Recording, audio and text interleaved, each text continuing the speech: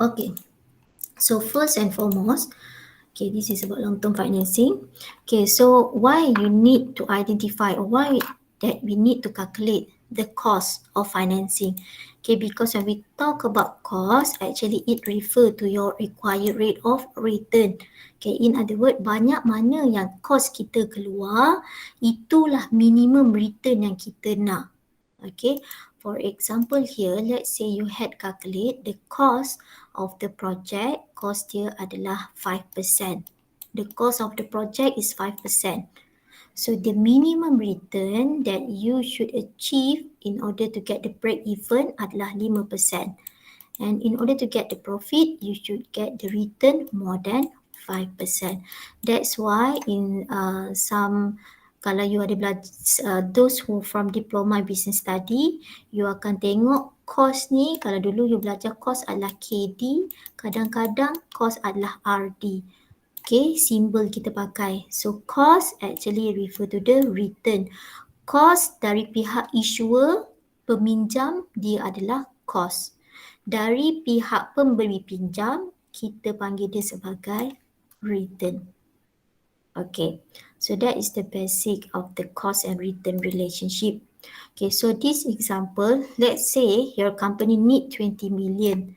So in order to get 20 million, okay, there are two options that your company can use. Okay, either your company can go through debt, another one can go through equity. Okay, yang paling senangnya when we talk about that, ini adalah external, orang luar. Okay, pinjam dengan orang luar. Equity, kita pinjam dengan orang dalam. Okay, so I give you this scenario, okay. Katalah you nak pinjam duit, you tak ada duit RM100. So how can you get that RM100? You nak pinjam duit RM100, kalau pinjam internal orang dalam ni, you ada dua cara. Mula-mula sekali kita akan pinjam dengan kita punya papa and mama. Okay, bila papa mama ni tak ada duit, you boleh pinjam dengan siapa pula? You pinjam dengan adik-beradik you, abang kakak. Okay, kalau diorang dah tak ada duit, you had try to get fund from papa and mama and siblings, tak ada duit, barulah you go to the external. Nak duit cepat sangat, ini we can say, ini you akan pinjam kepada kawan. Okay, tapi mula-mula sekali bila nak pinjam duit, kita akan jumpa orang ni dulu. Minta dengan mak bapak kita dulu. Yang kedua, kita akan jumpa adik-beradik. Yang ketiga, kita akan pinjam dengan kawan. Okay, tapi bila you ada duit, you nak bayar hutang, mula-mula sekali kita akan bayar hutang kepada kawan sebab nak jaga muka kita. Yang nombor dua, kita akan bayar hutang kepada kita punya adik-beradik. Yang ketiga, bayar hutang kepada parents kita. Okay, so macam tu juga dengan company. When the company needs fund 20 million, okay, so what can company do? Kalau nak guna external, dia akan guna debt. Specifically, debt ni dia akan guna cara bond. Kalau debt ada dua, you boleh kata dia boleh pergi dekat bank. Another one issue paper. But we are not discuss about loan with the bank. Kita tak cerita pasal buat pinjaman dengan bank. We are talking about financial instrument, issuing paper. Company nak keluarkan surat hutang dia sendiri. Okay, so if the company want to get 20 million via debt, the company can issue bond. Kalau company nak 20 juta menggunakan dia punya internal sources of financing, dia boleh minta dengan dia boleh issue preferred stock ataupun common stock. Okay, ni preferred stock or common stock. So benda ni yang you akan tengok. So what are the advantage and disadvantage of issuing each of these instrument, and what are the features for this instrument? Okay, so kita tengok dia punya karakteristik. Kita tengok bond dulu. So for the bond, okay, bond you tengok yang ni dulu yang ni jangan tengok lagi. Okay, so the bond we consider it in the types of debt, hutang.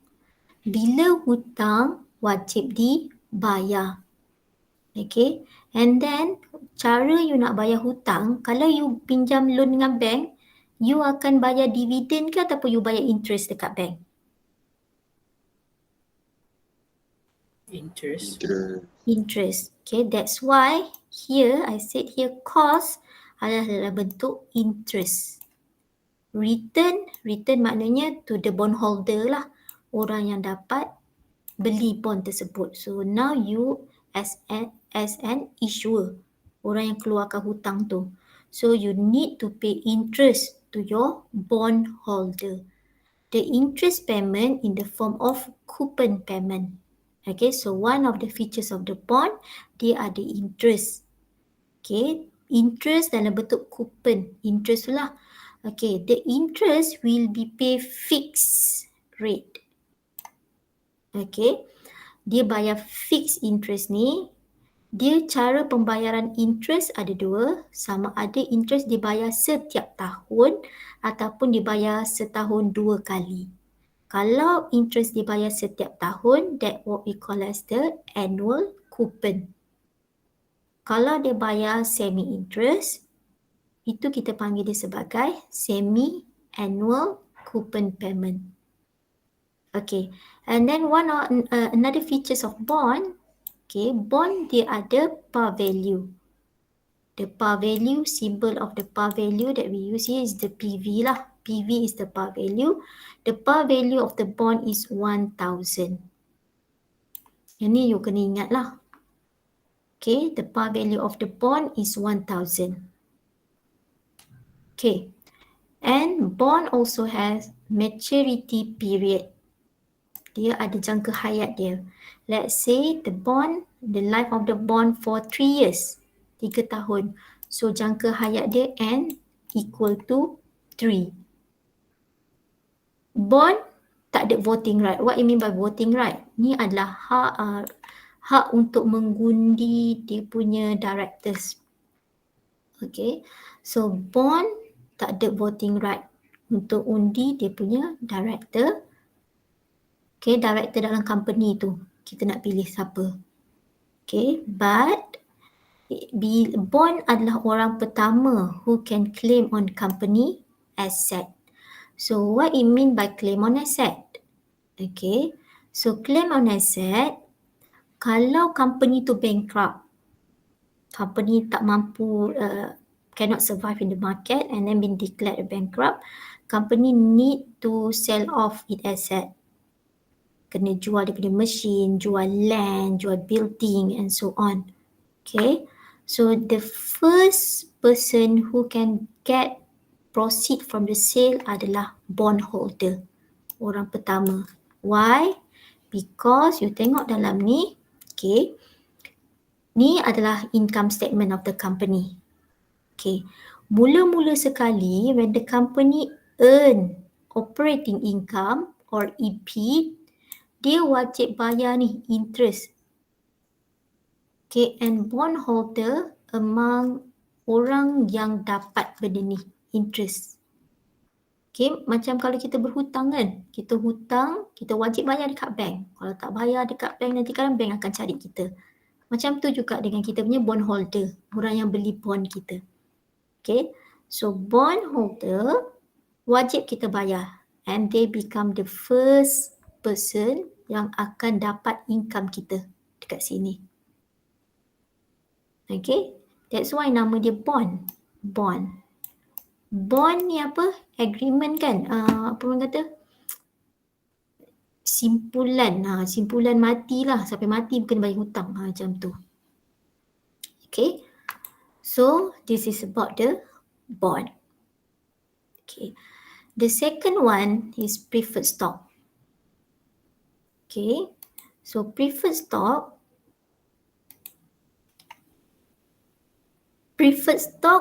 the types of preferred stock adalah equity. Okay, kalau company you issue preferred stock, so currently you imagine yourself as an issuer. You tak ada duit, you need this 20 million. So you nak fikir, you nak issue apa? You nak go through debt or equity. Kalau debt kita kata tadi you ada bond.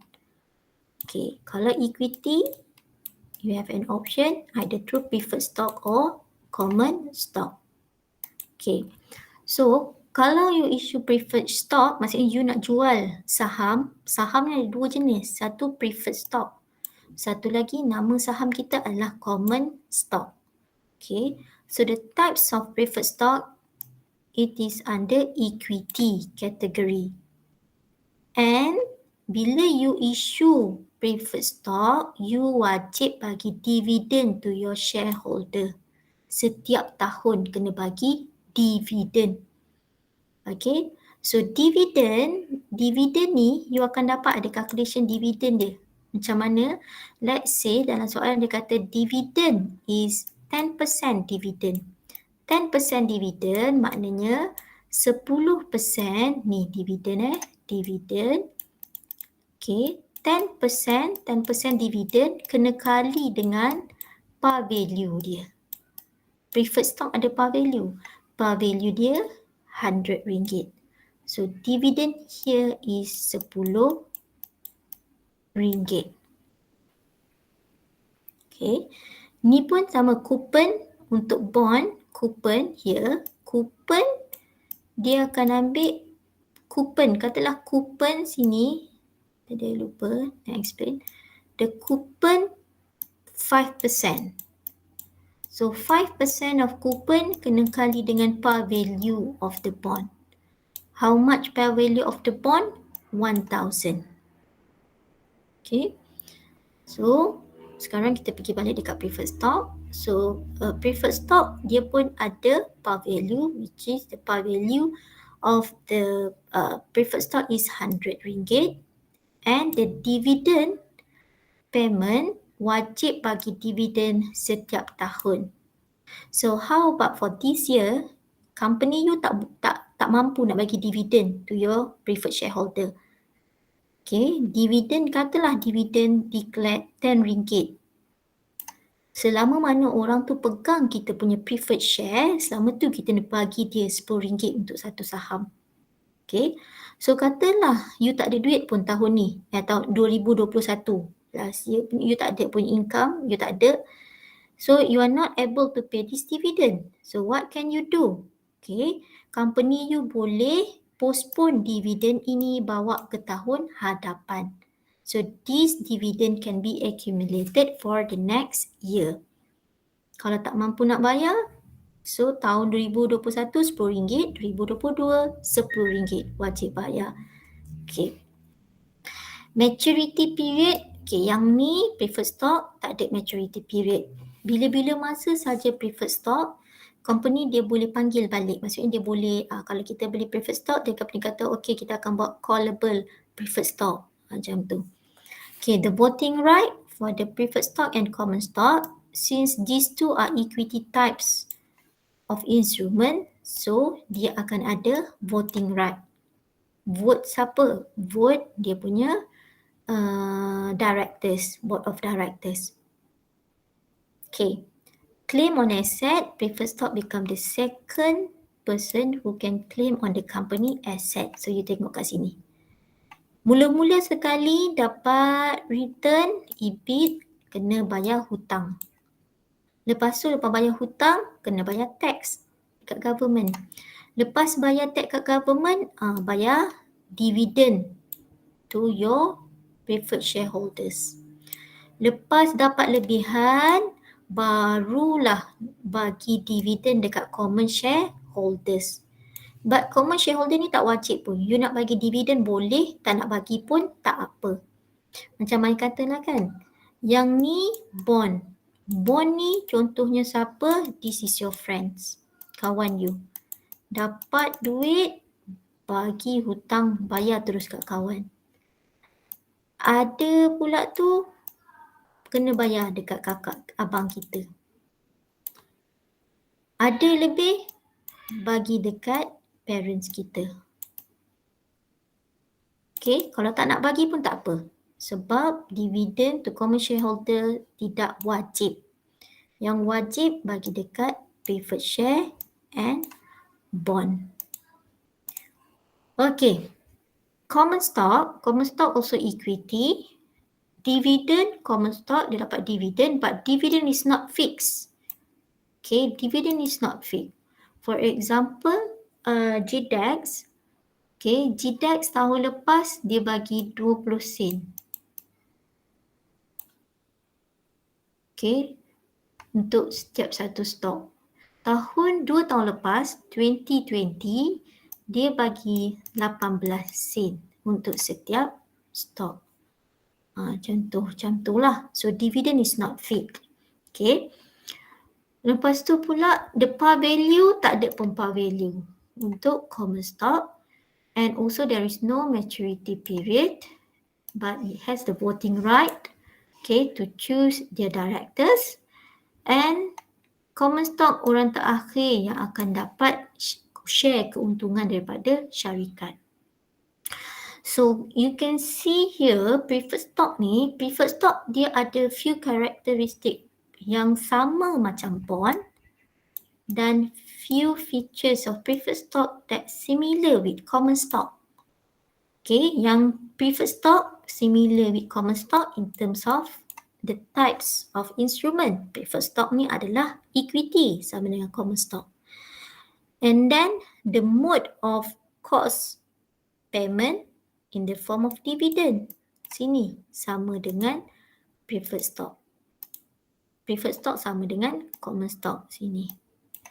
Okay. Lepas tu pula dia ada voting right. Sama voting right. Okay. Dia tak ada maturity. Sama dengan common stock juga. Okay. And then preferred stock ni juga dia ada karakteristik dia. Ada yang few of it similar with the bond, which is the payment of income to their holder must be in the fixed payment. Okay, and both preferred stock and bond dia ada par value. Okay, so yang ni sekarang you tengok, since preferred stock dia ada few similarities with common stock and few similarities with bond, that's why kita panggil preferred stock ini sebagai hybrid security. Hybrid. Hybrid maknanya apa? Maknanya dia ada karakter macam common stock. Dia juga ada few karakter like a bond. Okay.